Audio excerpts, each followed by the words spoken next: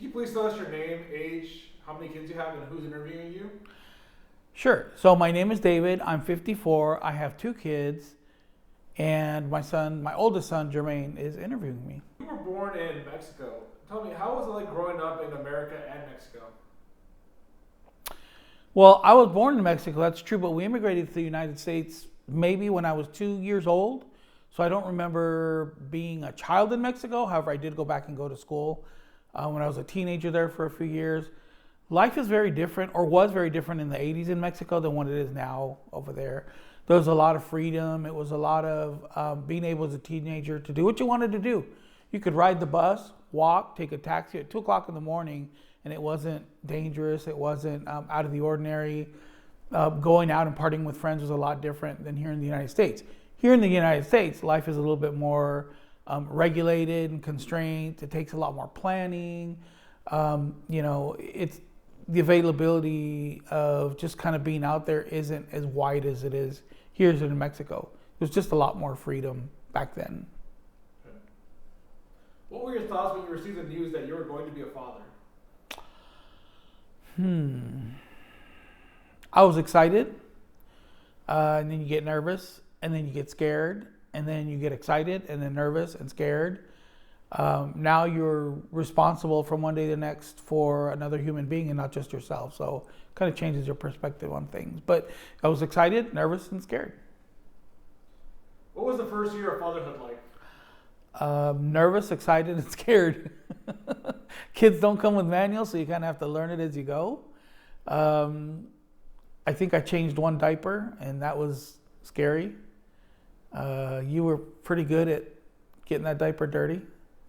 Very talented. Other things just kind of came naturally. If you cried, you either were hungry or you needed something, and it was kind of easy, but still you're nervous, scared. What day-to-day activities or hobbies changed when you became a father?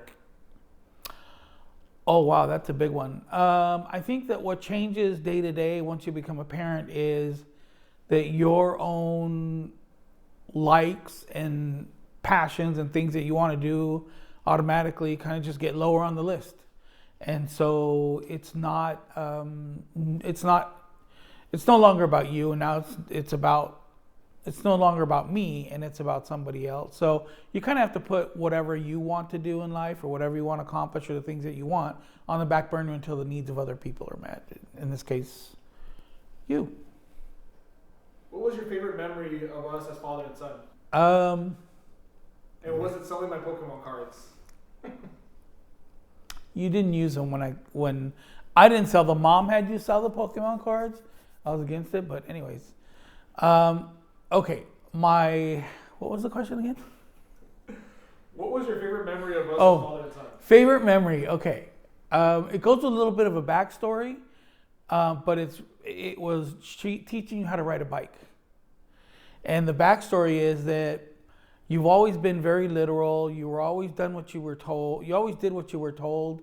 And you, as a little kid, you had a very hard time like doing things that were outside of just what you were told to do. So when we were trying to teach you how to ride a bike, we would say, Jermaine, just pedal and keep your eyes straight and go straight. So you would get on the bike, we would push you off and you'd pedal and you'd literally go like this, and then the bike would start going to the side to fall and fall and fall, and you'd keep pedaling, and you wouldn't try to balance. You would just wind up on the floor kind of sideways like this with your feet on the pedal. Normal people would think that they try to balance.